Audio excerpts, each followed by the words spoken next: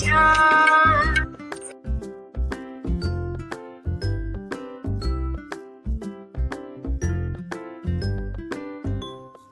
Sir. नमस्कार. Sir आपलं नाव सांगा. दिलीप गोविंदराव डहाके. आणि लहानपणी तुम्हाला टोपण नावाने काय ओळखत? अण्णा नावाने घरातली प्रत्येक व्यक्ती या नावाने संबोधत असे. मूळगाव तुमचं तसं कोणतं? निपाणा, तालुका मोताळा, जिल्हा बुलढाणा. शाळा कॉलेज तिथेच झालं का? शाळा कॉलेज माझं शेलगाव बाजारला हायस्कूलपर्यंत झालं. ADDS हायस्कूल ही महाराष्ट्रातली पहिली इंग्लिश शाळा होती आणि थोडंसं शिक्षण माझं जीवन विकास विद्यालय दुधलगाव बुजुर्ग इथे झालं. आपण या संस्थेचं नाव खूप अट्रॅक्टिव्ह ठेवलेलं आहे. त्या संस्थेचं नाव तुम्हाला कसं सुचलं? मला संस्थेचं नाव छंद सम्राट हे याच्यासाठी ठेवलं की प्रत्येकाकडे काही ना काही कलेक्शन असते. ते कलेक्शन ते खूप जीवाच्या पलीकडे जपून जतन करतात. जतन करताना ज्यांच्याकडे बी खजिना आहे, समजा तो खजिनाच आहे एक प्रकारचा, एवढं कलेक्शन जमा करणं सोपं नाही आहे. त्याला त्या अनुषंगाने ज्याच्याकडे खजिना तो छंद सम्राट. सम्राट म्हणजे राजा. राजा हा तोच असू शकतो की ज्याच्याकडे खजिना आहे. आता या छंद सम्राट संस्थेचा जन्म कसा झाला? छंद सम्राट सामाजिक संस्थेचा जन्म असंच आम्ही नागपूरला माझ्या जिममध्ये बसलो असता तिथे आमचा पूर्ण ग्रुप बसलेला होता की काहीतरी एक छंद सम्राट सामाजिक संस्था या नावाने आपण एक ग्रुप तयार करूया. तर ग्रुप काय तयार करायचा, एक संस्थाच उभी करूया अशा या अनुषंगाने आम्ही तिला नाव दिलं आणि ती रजिस्टर सुद्धा करून घेतली. संस्थेचा आजपर्यंतचा प्रवासाबद्दल तुम्ही काय सांगाल? आजपर्यंतचा प्रवास खूप छान आहे. सांगावंसं वाटेल प्रवासाबाबतीत. आजपर्यंतचा छंद सम्राट सामाजिक संस्थेचा प्रवास खूप छान आहे आणि माझे सहकारी जे आहेत पदाधिकारी त्यांनी मला खूप सहकार्य केलं आणि करीत आहात. प्रत्येक ठिकाणी आमचे सहकारी आम्हाला प्रत्येक ठिकाणी एक्झिबिशन घ्यायला, प्रदर्शन घेण्यासाठी खूप सारी मदत करतात.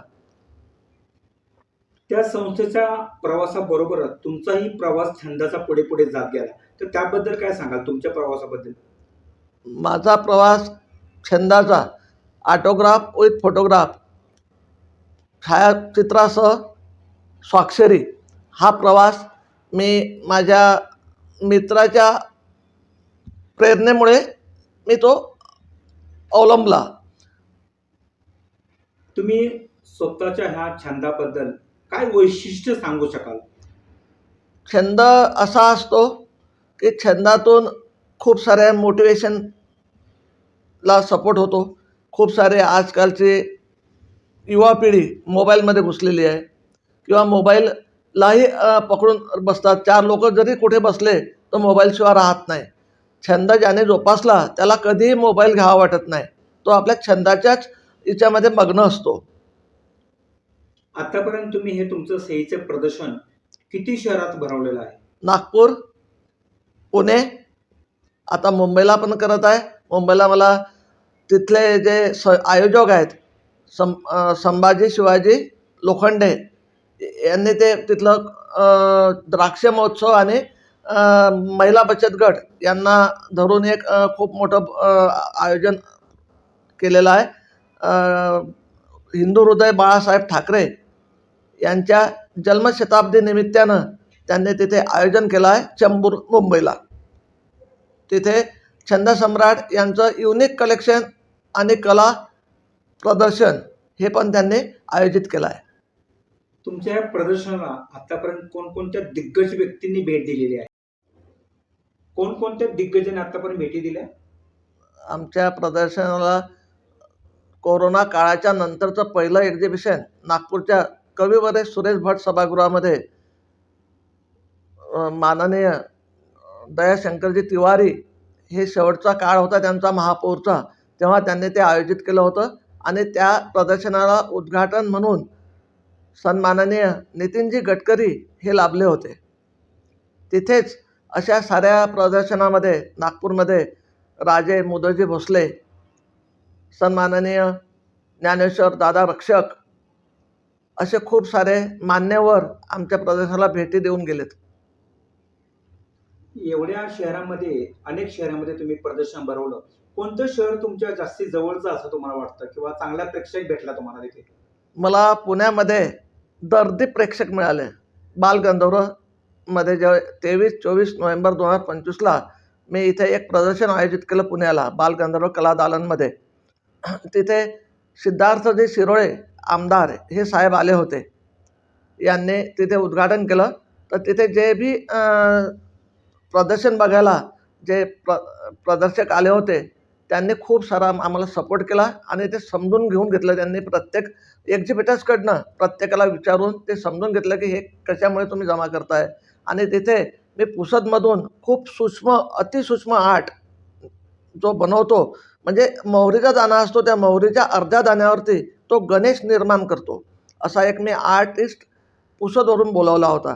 आणि बालगंधर्व कला दालनामधील प्रदर्शनाला सन्माननीय दीपकजी आशेगावकर पुसदचे 2500 पेन संग्राहक यांनी भेट दिली होती, सदिच्छा भेट दिली होती आमच्या प्रदर्शनाला. खूप खूप खूप फेमस व्यक्ती आहे. अशी ती एक व्यक्ती आहे की ज्यांनी 2500 ते 3000 पेनचं कलेक्शन केलेलं आहे आणि ते आज सुरू कंडिशनमध्ये. तुमच्या या छंदाला आम्हाला नाव देताना आठवतंय की सही रे सही, एकदम छंद सही असं आम्हाला नाव द्यावं असं वाटतंय. तर हा छंद तुम्हाला कसा जडला? हा छंद मला माझा 2007ला जबर अपघात झाला. अपघातामध्ये मला रोज पेन किल्लर गोळी घ्यावी लागे. त्या पेन किल्लर गोळीला मी कंटाळून गेलो होतो. माझा मानसपुत्र निरंजन एनूरकर नागपूर याने मला एक कल्पना दिली की काका तुम्ही असं किती दिवस असं बसून राहणार, तुम्ही किती गोळ्या खाणार, तुम्ही काहीतरी एक छंद जोपासा. तर मी त्याला विचारलं मी असं काय करू शकतो. तर म्हणजे तुम्ही ऑटोग्राफ आणि फोटोग्राफ प्रत्येक सेलिब्रिटीला भेटून याचं संकलन करा. माझ्या जिममधल्याच एका आर्टिस्टने मला पुस्तकाचं डिझाईन करून दिलं आणि एक फॅशिटमध्ये एक DTPवाले आहे त्यांनी मला ते पुस्तकाचं एक सुंदरसं रूप बनवून दिलं. आणि ते पुस्तक मला त्यांनी म्हटलं होतं की आता एवढं तरी पुस्तक तुम्ही भरून घ्याल ऑटोग्राफचं. तर मला वाटलं की चला आपण एवढं पुस्तक बी भरू शकणार का नाही. तरीही मी आतापर्यंत 2014 पासून आज पावेतो 72 पुस्तकं भरली आहे. मी एकूण 3000 सेलिब्रिटीला भेटून प्रत्यक्ष त्यांचा ऑटोग्राफ घेतला आहे. स्वतः 43% डिसॅबिलिटीमध्ये असूनसुद्धा ऑटोग्राफ घेणं एवढं सोपं नाही, पण प्रत्येकाने याचं जतन करावं हे एवढंच मी सांगू इच्छितो. तुमच्या या छंद सम्राट संस्थेमध्ये अन्य पदाधिकारी आहेत, त्यांचे नावं सांगा ना. मी स्वतः संस्थापक आणि अध्यक्ष दिलीप गोविंदराव डहाके, उपाध्यक्ष सन्माननीय संतोषजी काळे आणि सचिव श्री दीपक पाटील, सहसचिव किरण पाटील, कोषाध्यक्ष अश्विनी पाटील, अश्विनी पाटील असे आमचे हे पदाधिकारी आहात. तुम्ही या छंदाबरोबरच एक पुस्तकरूपी छंद सुद्धा प्रकाशित केला असं आम्हाला कळाले.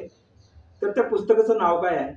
हस्ताक्षर तस्वीरे और यादे या पुस्तकाचं एक हे नाव आहे. आणि त्याच्यामध्ये मी माझे जे मला अनुभव आलेले आहेत ते त्याच्यामध्ये मी तर लेखक नाही आहे, पण माझ्या स्वतःच्या अकलेने लिहिलेलं आहे.